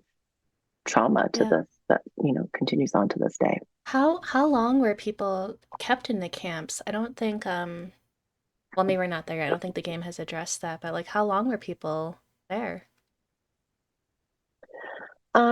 So originally the idea was they'd just be in there for the duration, but this is part of my work. I'm interested in it's kind of exactly that question, because as a matter of fact, a lot of people started leaving quite shortly after. So one of the women that I came across in my research is this great woman, Alice Ito, or Aiko Ito, and she got engaged. She knew this kid. She's from Pasadena. She knew this other kid, I think, who worked in her father's floral shop or something. And he got drafted. He was Japanese American. He got drafted early. So if you were Japanese American, you could, the draft actually started, I think, in 1940. Like, so before we actually got into the war, people were being drafted. He was drafted early on, before Japanese Americans were declared, all Japanese Americans were declared alien enemies. So even citizens, natural born citizens, were declared that. So for a while, for like a year or two, couldn't enlist, were being turned away if they tried to volunteer because they were designated these enemy aliens. So before that happened, there was this brief period where some were drafted. He was drafted, sent to Rockford, Illinois. And it's really cute. They corresponded, they wrote, and then through mail got engaged. And so then, and this was like, in May, I think she and her family were evicted from Pasadena, I think like in April, maybe. Then they moved, they were taken to first an assembly center, which was kind of like in Manzanar, that opened, that was one of the first camps to open. And so you could, like, these people from Bainbridge, get sent directly to Manzanar, which would have been a euphemistically called relocation center or concentration camp. But many people had to go to these temporary temporary assembly centers, what were called assembly centers. Those were often like fairgrounds, horse racing tracks. So I'm from the Bay, so the famous Tanforan is kind of the famous one there. That was a racetrack, so people would you were housed in horse stalls or in hastily made barracks. So she was sent to an assembly center early on. then moved to Gila River. And over the course of this time, she got engaged. They were chatting and emailing back or corresponding, and decided that she would try to join him in Rockford. And they were kind of like, this was May, so May, June. She'd just gotten in there. She was just a couple of months in. They didn't know if this was possible. They didn't know, he might be, moved. They didn't, and she didn't know who to ask even. So it took them months. And she wasn't able to leave until January. But so it's kind of fascinating to see. She had to write to literally dozens of officials trying to figure out how she could do this. Nobody really knew. Officials at her camp didn't know what to do. So it just took forever. It was this really tedious process, but they were in love, and they were very determined. And so they made it work, but it was this total crazy nightmare process. I've forgotten where I'm going with this. What was your question? Oh, when do people leave? So she could leave. So she left. She was early. She left in January. So within 7 months of entering the camp. But she was pretty early. There were a couple people, there were maybe 1,000 people who left before her, but really so as soon as the summer of 1942. And people first began moving into these camps in March, April of 1942. So within a few months. The idea had not been to do that. In the very beginning, the idea really had been we're going to get them in there, and they're just going to have to stay in there for the duration.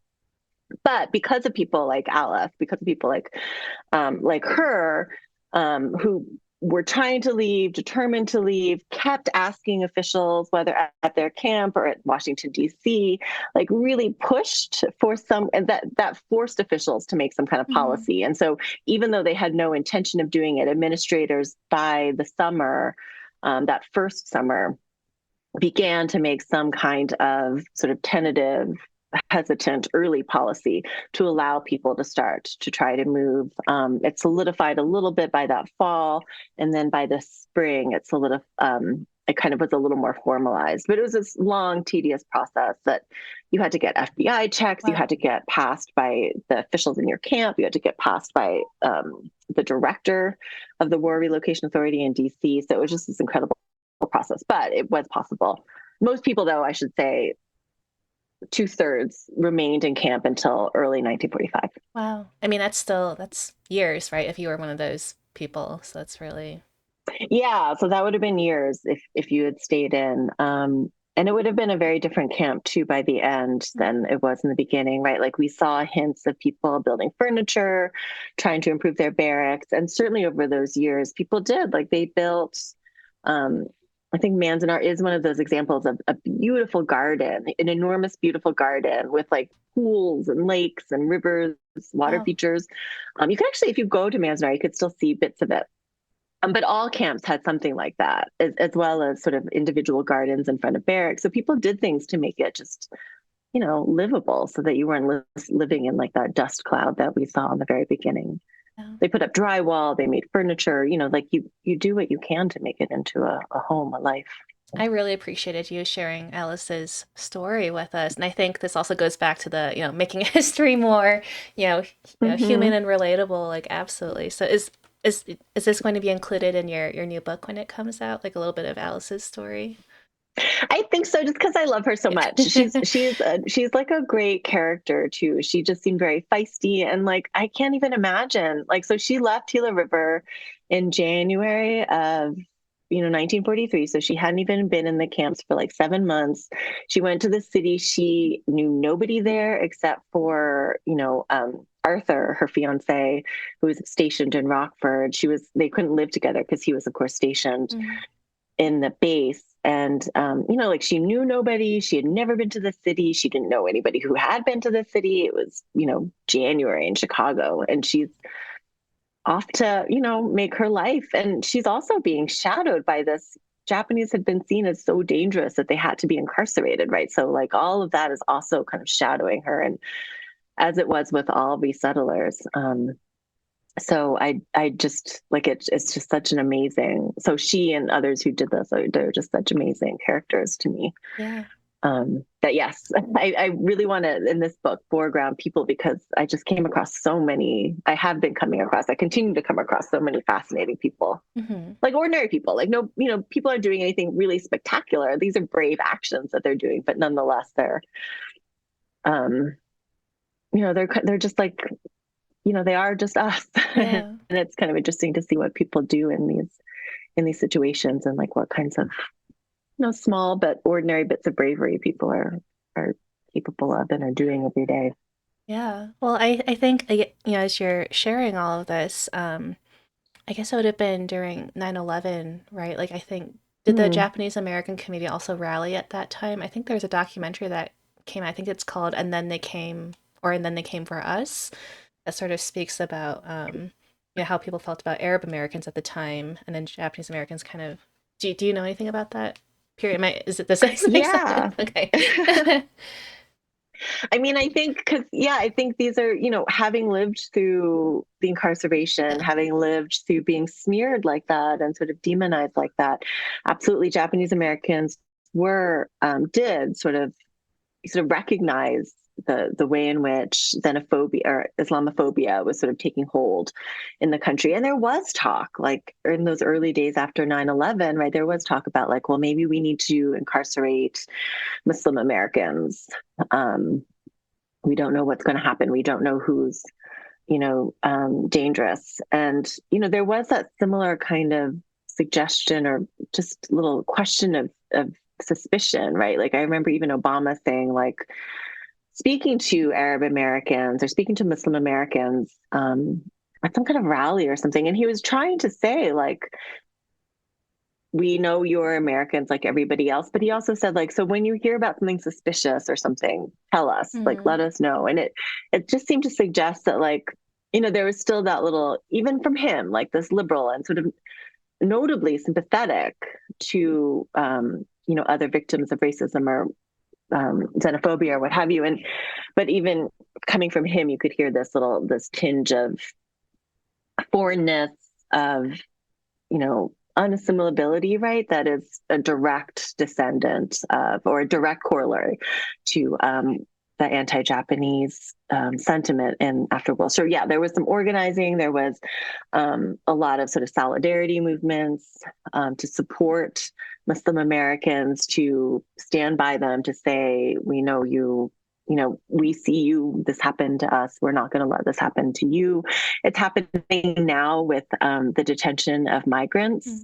So there's one group that I can think of at Suru for Solidarity, which is a group of Japanese American survivors of the camps and their descendants who have been mobilizing around detention centers, migrant detention centers, and have had some success in closing down some detention centers or preventing their establishment. Like there's one in Texas, for example, it was going to be opened, that actually had been originally at an internment camp. So in a camp for aliens, non-citizens, who some Japanese were held there, that was then going to be used for migrant detention in the last, 5-10 years.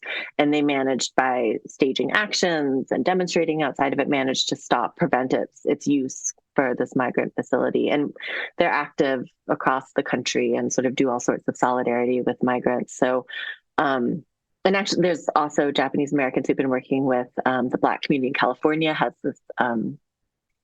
has a sort of investigative or research committee, I think, to look into reparations and redress for Black Americans. This is a state initiative, but in California. And so I know a number of Japanese Americans have been working either on that commission or had been part of the activism that had helped to pressure the state legislature to take those steps and begin to do that work. I think it's... So, yeah. Oh, no, go ahead. Oh, no, I was just going to say, like, there was, even like we started to see hints of it in the game. There was definitely pushback and resistance and organizing in camps. And I think that same spirit has continued in those, into movements to this day. Yeah. Well, I was thinking about, I know it's a cliche, but, I think sometimes, history absolutely does repeat itself. And I'm just thinking about even just COVID, too, with how Asian Americans were treated, and I think even some of that still lingers today. And so I'm just curious, as a historian, it must be, kind of, heartbreaking and sad for you to see, things that happened in the past still, continuing on and carrying forward. Do you have any thoughts about, I don't know if the only way out is just, having people learn, more about history, but like how can we combat these things when we see things repeating themselves over and over? Like how do we get people to be, right, like more sympathetic or, take a step back? Like what are your thoughts, I guess, as a historian and as a as a professor and as a person? Yeah, I guess as a professor, I look to education, Yeah. to making sure my students, but also, doing things like this to make sure sort of the broader community knows and sort of remembers, and why things like the Day of Remembrance is important, so that we do recognize that these parallels can be useful and help us understand and work through the present. That this isn't necessarily new. I think we need to understand that, that sort of anti-Asian hate that really surfaced during the pandemic has been there throughout U.S. history, right? So it's not new. It's taking a new form. As a manifestation, it has had various iterations, right? Really, since before the U.S. was a country, since before there was even many Asians in the country, colonists, Americans had ideas about what Asia was that was sometimes quite stereotypical, but kind of, more positive, right? China is an ancient civilization, blah, blah, blah. But it could also, still take these obviously very othering forms, heathens, over civilized, rigid and whatnot. Mm-hmm. So yes, these stereotypes of foreign, as different, as other, as slightly dangerous, right? Those have had a historical lineage that I think if we can understand that, it would help us not be surprised, or maybe even try to head off, right, points at which, like, we know an election's coming, so we know there's going to be a lot of anti-Chinese discourse and rhetoric coming out, perhaps in more veiled forms by the Democrats, but it's still going to be there. And certainly who knows what's going to come out of Trump's mouth. So we know, like, the election is coming. It's coming. It's going to be part of the political air. But, I don't know, by maybe being conscious of the fact that this has come up again, that there's more ideology than like material fact behind these fears or animus, then, maybe we could be a little more not rational about it, but, maybe we could head off some of its more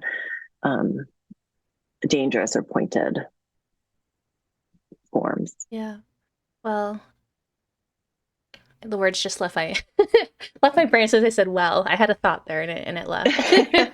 I do hope that just moving forward, I think, something that I think about when doing these streams, and we just had one last week that was about implicit bias, and just, when we think certain thoughts, or when we, wonder why do we feel this way about certain groups of people, like really stop and examine that, is this like historically motivated? Is there something else? And I think, as this game shows us, education history does help and go a long way in hopefully ameliorating, some of that animus or, hate that continues to happen today. So for sure.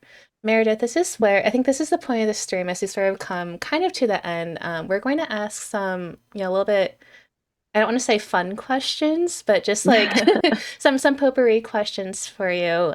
So we had a question for you earlier in the chat. Someone wanted to know what genre of book is your favorite? So just like outside of history, do you read for fun? Do you have any like favorite books or genres? We always like to get to know people outside of academia.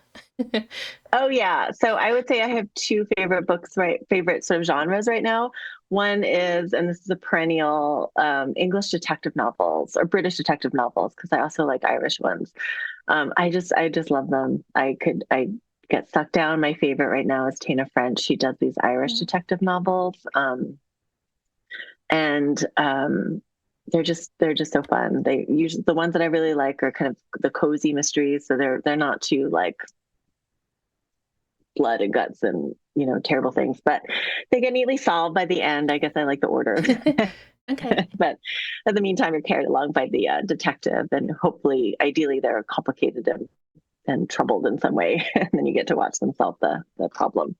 I guess history is kind of like that too, so maybe that's what I like about it, just the problem solving of it and the investigation. So that's the one I really love. I just love a British detective novel. I've gotten into Louise Penny, who's in Quebec, who sets her novels in Quebec. And I guess I can let her in because she's part of the Commonwealth, but like generally I just like the British ones. And the other genre of book that I can't get enough of right now is anything related to like Beatles, anything. Like, so I'm going through the Tune In by Mark Lewison, which are these, and I'm going it's like 3 parts. So I'm really, it's like Game of Thrones. I'm hoping he doesn't die before he finishes the set. Yeah. But he did the first set, which is up until 1962. So like right before Beatlemania starts. And then there'll be a Beatlemania book. And then there will be like a after Beatles book, I think. But yeah, the current one is like 1,700 pages, just about prior to them becoming like Beatlemania. But I just can't get enough of reading about the Beatles. I got really into Get Back. That was what got my household through the pandemic. Okay. Get Back, the documentary, and then like every podcast and book and movie and whatever that I could get my hands on. So I continue to suck down Beatles books too. Thank you for sharing that. I feel like the Beatles are, I don't know, I want to say making a comeback, but I feel like recently, for whatever reason, I've a lot like young people in my life, people who are between the ages of like 9 and 14 are like rediscovering the Beatles, and it's really fascinating to me. I think it's because of that new song. Well, there's like the documentary. That's sort of like I love the Beatles all my life, but like that really got me down a rabbit hole. And it was the pandemic, so it's kind of perfectly timed. But then they just had that new song Now and Then that came out, and I think that sort of garnered some new. My daughter loves that song. Okay. I'm a little more. It's fine. I need to listen to it. I actually don't know about this. I'm going to look it up after our stream. Thank you for sharing. Yeah, it was like a little John Lennon doodle and like voice recording, and then they turned they did a few songs, but then this is the most recent song that they like. Then Paul and Ringo added and stuff to make it like a song. Okay, yeah, I'll have to check that out. Thank you. Okay, the next question I want to ask you, there is no right or wrong answer, but we always like to hear what people have to say. So I'm curious, Meredith, what do the humanities mean to you? I guess like what I was talking about earlier, just like I like stories about people. I'm nosy, I think. And so I just like being all up in people's business and going through their letters and their diaries, and kind of just like in my first book, I was just interested in like how people remade the neighborhood that they lived in, and how they both were simultaneously part of the sort of Pacific world that connected them with Japan, and then also this tiny little neighborhood. So I'm kind of just interested in, and to me, this is what the humanities are about, just like people and sort of how they understand themselves. So history can be about understanding why things change over time, and that's a part of it. But the other part is also understanding like how people understand those changes, how they understand themselves in the world and their relationships with other people. And so to me, that's what it's all about, just trying to figure out more about how just, you know, how people understand themselves, how we can sort of see connections between ourselves in the present and people in the past, or how we can see huge differences and sort of understand that too. Right. I'm thinking about hairstyles now too, like hairstyles in the humanities for sure. Thank you. Okay, another question we like to ask is, what are your top 3 places or things to do in Nevada? And I love asking this because, you know, of course, we feature people from, you know, all over the state, like north, south, all over. But, you know, this question could also be as personal as, you know, I love this tree in my backyard, or, you know, this like one like patch of dirt. So it doesn't have to be touristy. So I'm curious what your top 3 places or things to do are.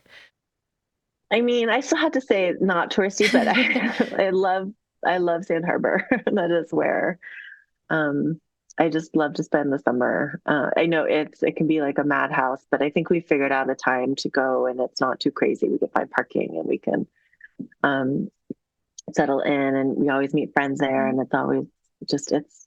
For the first couple of years that we lived here, we did not go up to Tahoe because my boyfriend is from the Bay, but would come up to, I mean, like all Bay people do, would come to Tahoe a lot. And so he was like, oh, it's too touristy. It's not worth it. It's, there's other lakes. And then we did go to Tahoe, and we realized, no, it's all of that and more. Like, it's amazing. And so, yeah, so now we're all in. We have paddleboard, we go up all the time. We've got the umbrella and the chairs, and like we settle in for the day as long as we can all summer.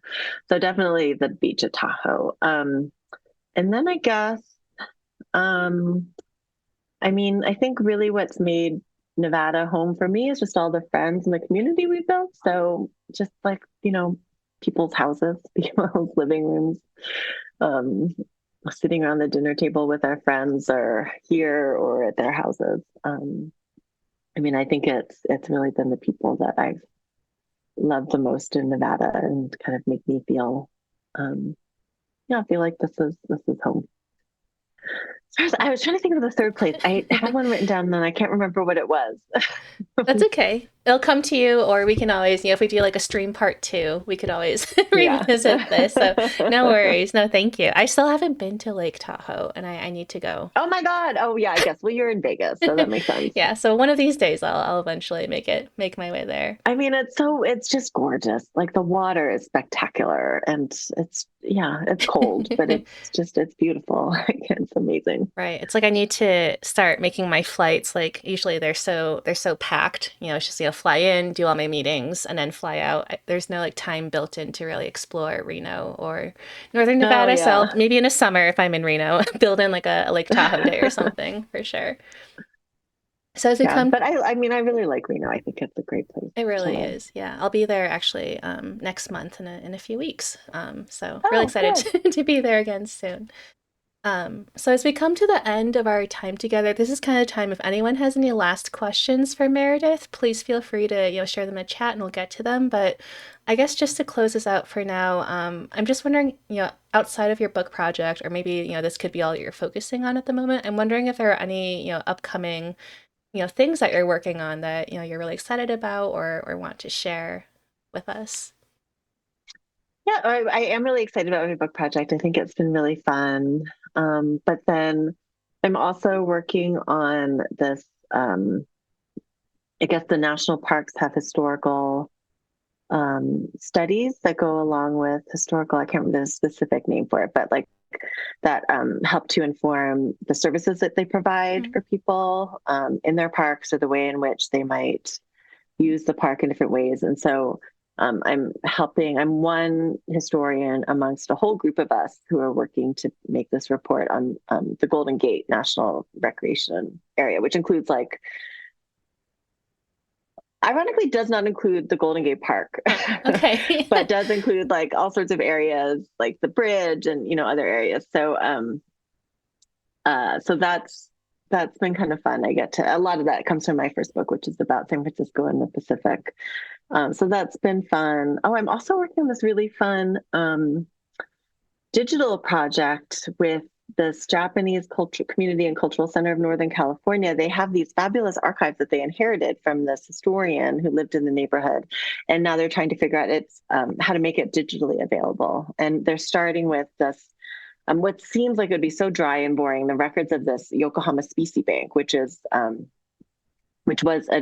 pre-World War II bank designed to help remittances from Japanese migrants back to Japan, and also to fund Japanese businesses here in the U.S. And it's bank, so you wouldn't think it'd be fun at all. But it turns out it's really interesting, and a lot of the records are, again, I'm really nosy. And so there's some records of like one of the bank agents had to go down and sort of like look at all the stores that they're potentially lending to, and, they would say things like, looks very clean, or, their stuff looks really old, or like the storefront is kind of dilapidated, or the storefront looks great. And so, it's just, that's been really fun too. Partly because we just have to go through those materials and sort of see what's interesting, how we can make stories out of it. But it's also kind of fun to think about. I'm not sure how they're going to digitize it, but actually, I do. Some of it is they're doing these fabulous maps with these directories that show where every single Japanese resident lived, who was in these directories, and where every business is. So when that comes out, it's going to be an amazing resource because it's over from 1911 to 1952, like 10-year increments or so. And so you could really trace like where people, individual businesses, and see where they are on the map. And so I'm writing just a little bit about like just the community, but that's been really fun too. That is really neat. Also, I just love how you say that you're nosy, because I always tell people that I'm nosy, at least when I had to do like archival research, like, yeah, getting to read other people's letters or, learn more about their lives. So I absolutely get it. And I love that you also use that descriptor. So thank you. Okay, so I think, as we come to the end of our time together, I'm just going to share a little bit more about our next stream together. And again, Meredith, thank you so much for our conversation and your time tonight. I really appreciate you coming on our stream, taking a chance on, Twitch and games to really just, teach us a little bit more about the Day of Remembrance, about, Japanese American history in the U.S. and all the, other things that we chatted about tonight. So thank you. Thank you. This was fun. Yeah. So as a reminder, this program was made possible with funding from the National Endowment for the Humanities and the United We Stand Connecting Through Cultural National Initiative. We're going to be back this Thursday, February 22nd, 6 to 8 p.m. for another special United We Stand stream with Brett Abarbanel, who is the Executive Director of the International Gaming Institute at the University of Nevada, Las Vegas. And I'm really excited to meet Brett. We're actually going to be doing another kind of first for the stream. We're going to be playing Teamfight Tactics Double Up. So we're going to be playing a game together very actively. So we're going to be on the same team. I'm really looking forward to seeing how that goes. So for everyone else in our chat, don't forget you can learn more about our programs on our website at nevadahumanities.org. You can also sign up for our newsletter or sign up on social media to get our updates about our future events. We have our past streams on our YouTube channel for Nevada Humanities. And of course, this video is going to stay up on Twitch for the next week or so. So if you want to share this with your friend that you mentioned, Meredith, you're welcome to do so, or I can send that YouTube video to you later to watch. But otherwise, we really appreciate everyone being here with us tonight. Thank you for sharing your thoughts about the Day of Remembrance, about just everything. So, all right, have a wonderful rest of your night, everyone. We hope to see you in the future, and thank you again. Thank you. Have a good night.